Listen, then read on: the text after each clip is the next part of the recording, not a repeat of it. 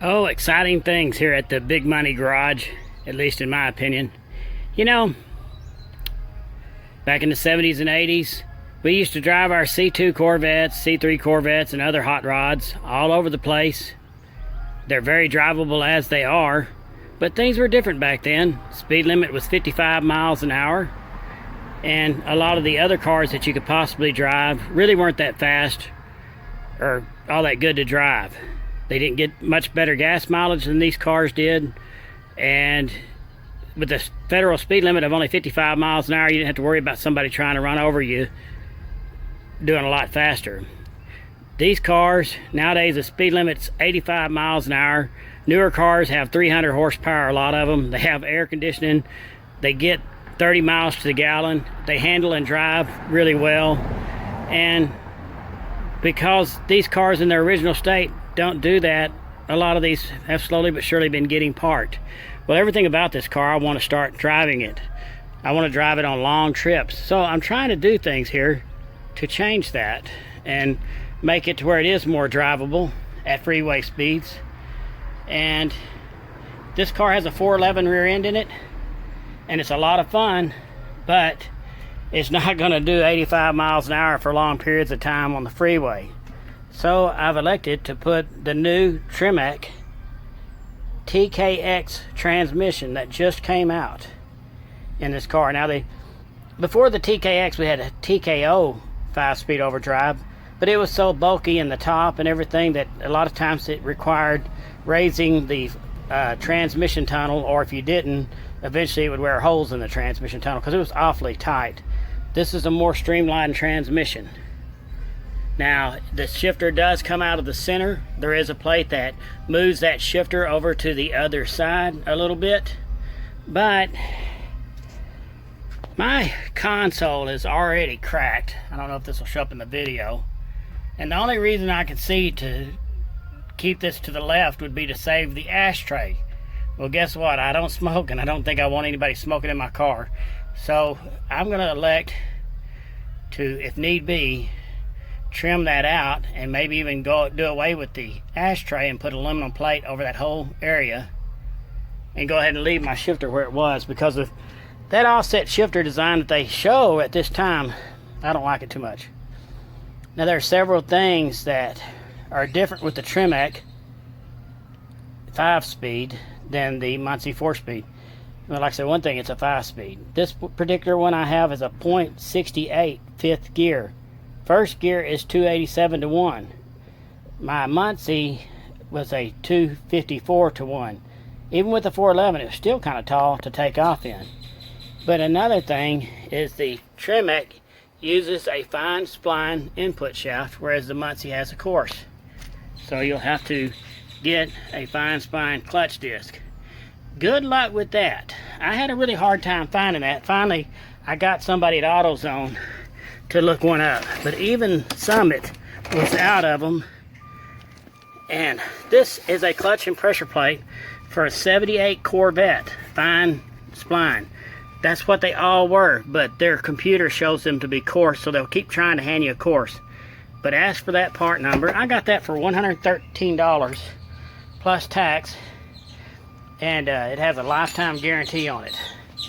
That's all there is right now in this day of COVID. Not even Summit had a kit for me, so I really had a hard time with that. Another difference is the Muncie has a fine 27 spline yoke. The Tremec will require a 31 spline yoke. I was told this was a bolt-in swap, and I've got a lot to learn here. And some people say you can't even get a Muncie 4-speed out of a C2 Corvette without moving the engine forward. But I get them out no problem. I mean, it is a tight fit. But the Muncie 4-speed, measuring from that flange to the back of the tail shaft, or where the input shaft goes, I'm measuring 22 inches. This transmission from the same front flange back to where the drive shaft will stop is 24.5 inches. That rubber goes out to 25, but it's actually up inside there a little bit. Anyway, you need about a 2.5 inch shorter drive shaft. They make them. I didn't know I needed a shorter one. so I didn't order one yet, but I will. I went to a swap meet today and I got lucky and I found that 27-inch drive shaft, and I got that for 20 bucks, and went by Summit and bought the combination U-joints to make it work. As you can see, my drive shaft yoke is also a little bit further away from the end of the transmission than what the Muncie is, so that's going to give me about another inch that I have to compensate for. So the 27-inch is actually going to probably be just about right.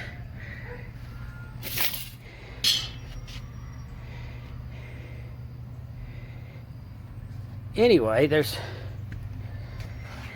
I always liked the Chevrolet shift pattern on a 4-speed with that reverse over to the left and up.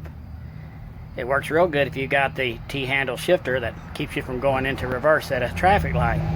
But on these cars, I've heard that if you don't have a really good shifter on an old Corvette, they'll get hung up in 2 gears, and with side pipes at an intersection, you're not going to be sticking your arm under there and pulling on a linkage to try to get it unstuck. So I ran a Competition Plus, but then I had the problem with no lockout, reverse lockout, and I kept going up to a red light and accidentally moving the shifter over to reverse.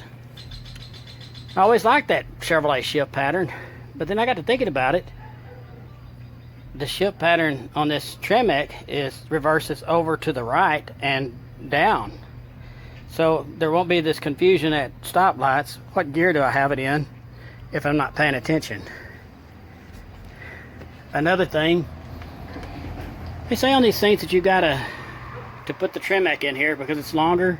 You have to move the engine forward, lift it up and just move it forward to get it to clear. I'm gonna try to get that thing in without moving the engine at all. We'll see. Anyway, I've got a lot more work to do. I'll share with you the parts and stuff that I use to do this. I think there will be a lot of people that want to do it and make this change, and hopefully I can help out in doing that. I hope to put this all together in one video, but if not, I may have to do it in several. I'm not that good at editing, as y'all have figured out. Sorry about all the videos, but to tell one story. But we'll see if this continues on in one video as to whether or not I do. Otherwise, thanks for watching. Well, I stand corrected. I believe in the other part of the video, I mentioned that there's no way you could get this transmission in without pulling the motor or cutting the cross member or something. Well, I figured out a way to put it in there that I hadn't tried. And I probably should have been filming earlier. But the secret is to have this part of the transmission kind of aiming down low right here. And then you can turn the bell housing upside down and slip it over the input shaft. And then put your clutch, your throwout bearing, your clutch, pressure plate, and then clutch on there. And it's, as I get it up higher in the tunnel, I will put all that on the splines. Another thing I had to do is I loosened the ball, that the pivot ball that clutch fork rides on, and I'll have to tighten that up. But when I get it further up in the tunnel, as you can see, I've got inches of room to be able to do that. But this is what it takes to get it up in there. And see, I haven't cut my cross member or anything. Talk about a tight fit. Now, it probably would be easier to go ahead and pull the engine out, but almost like trying to solve a Rubik's Cube or something like that. I just wanted to see if there was any kind of way you can do this without pulling the motor, and yes, you can. I think if I ever had to replace the clutch, once I put this in, I will maybe figure out a way to do an unboltable cross member, because it is a lot of work to do it this way, but it can be done.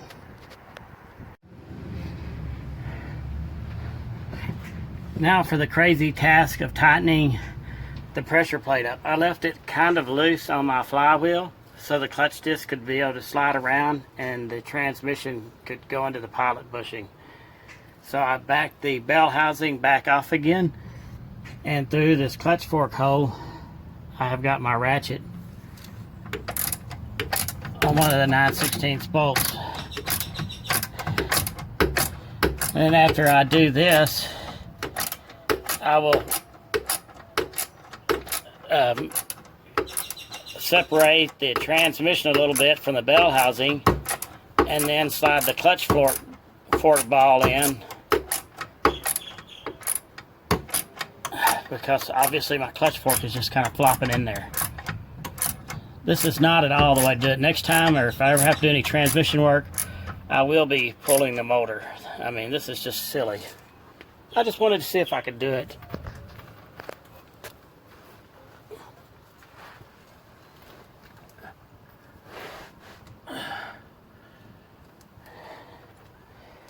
Yeah.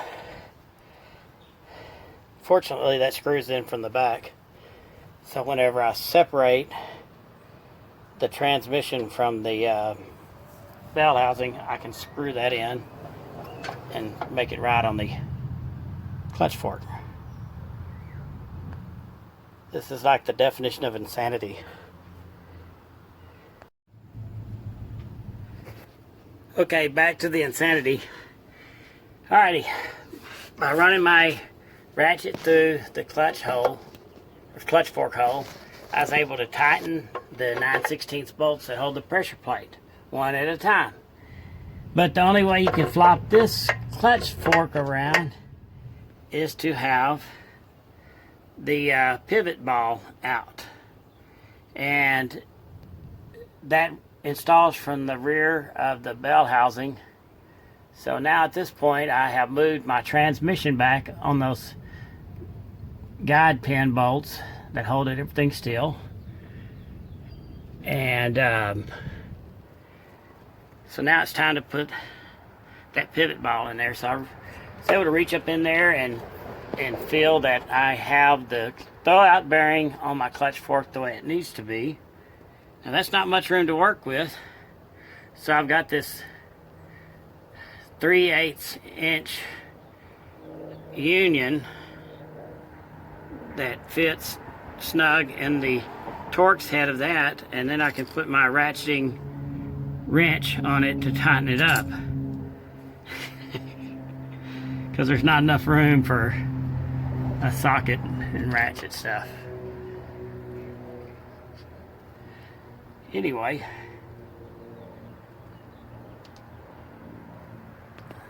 so I've got it back far enough to get it up in there. Now if I can get it to start. Also, I'll have to get it on the spring clip. I'll have to play with the fork some, free up both hands, but that's what's going on now. Can't film it all. And this is the dumbest way to put in one of these Tremec 5-speed transmissions. It'd be so much easier just pull the motor, or better yet, to even cut that rear cross member. But next time I'll pull the engine.